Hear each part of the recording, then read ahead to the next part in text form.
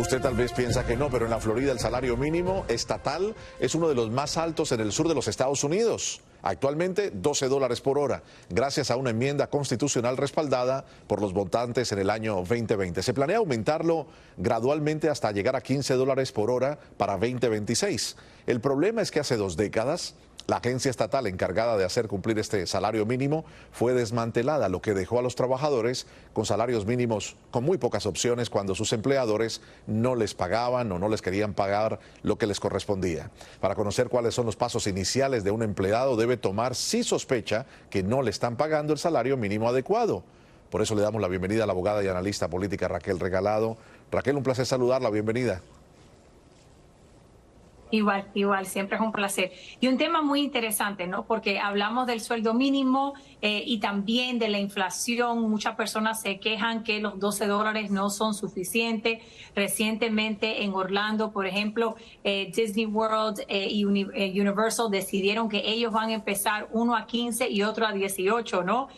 Porque no pueden encontrar a las personas. Pero sí hay personas que están trabajando por el sueldo mínimo y cuando no se lo pagan o cuando le ofrecen menos que el sueldo mínimo, si van al nivel federal, las cortes federales solamente le pueden dar $7.50 la hora, porque ese es el sueldo mínimo federal. Ahora, por eso estamos hablando más y más sobre lo que pueden hacer con el gobierno local, en particular los condados, ¿no? Los condados sí pueden llevar a la corte a las personas, muchos de ellos, como el condado de Miami-Dade, tienen un departamento de Fair Wages donde las personas se van a quejar si le están pagando menos que el sueldo mínimo o si simplemente, Mario Andrés, no le han pagado, que esto ocurre muy a menudo, se llama wage theft, contratan a una persona y deciden despedirlo y no le pagan los últimos 2 semanas o el último mes, o le pagan menos y entonces le deben el dinero y lo despiden.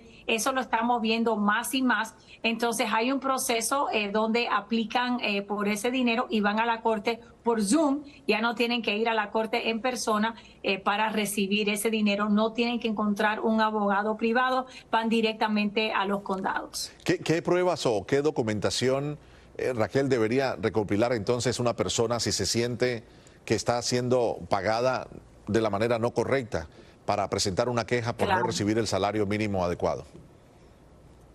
Claro. Mira, si tienen un contrato que dice cuánto le están pagando, eso es lo mejor. Lamentablemente, la mayoría de las personas no, solamente tienen lo que le dijeron. Si esa es la única evidencia que tienen que tener otra persona que estaba presente, que va a firmar un affidavit diciendo que eso fue lo que se le pagó o lo que se le ofreció. También no reciban cash, ¿no? Si le pagan, tienen que enseñar cómo le estaban pagando y si le pagan cash, pedir un recibo. Porque esa es la otra cosa, dicen, bueno, me ofrecieron tanto, pero me pagaron cash, me pagaron menos, ellos van a decir que te pagaron lo justo, ¿cómo uno va a comprobarlo? Entonces, sí tienen que tener algún tipo de evidencia. Raquel, otra pregunta. Muchas veces, los latinos tenemos un dicho, algo es algo, peor es nada, ¿no? O peor es nada.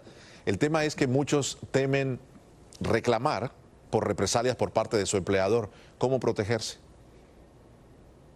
Bueno, mira, legalmente no hay represalia. Normalmente las personas, en particular cuando ya la dejaron de pagar, es que lo han votado. Las corporaciones y las compañías que hacen esto tienen muchos más problemas legales cuando ocurre este fenómeno. Entonces, normalmente cuando se empieza la aplicación, lo resuelven porque no quiere que llegue hasta el final y que digan que le están pagando menos a los empleados, porque entonces todos los empleados pueden tener el derecho. Entonces, en la gran mayoría de los casos se resuelve sin ningún problema si tienen la evidencia.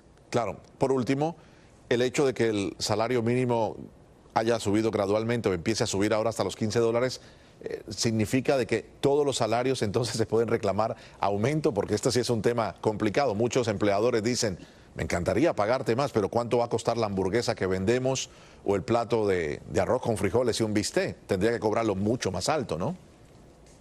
Claro. Y esa es la conversación sobre el sueldo mínimo y la inflación.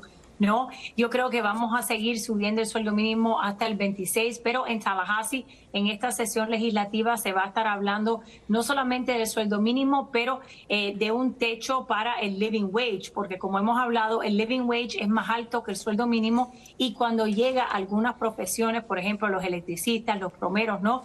Ya estamos hablando de 65, 75, $80 la hora y la industria de la construcción se está quejando. Entonces yo creo que sí vamos a ver alguna reforma y una conversación sobre la inflación. Muchísimas gracias, Raquel, por ponerlos al tanto, como quiera que sea, poco a poco, ¿no? Son buenas noticias, muy amable. Algo es algo. Algo es algo.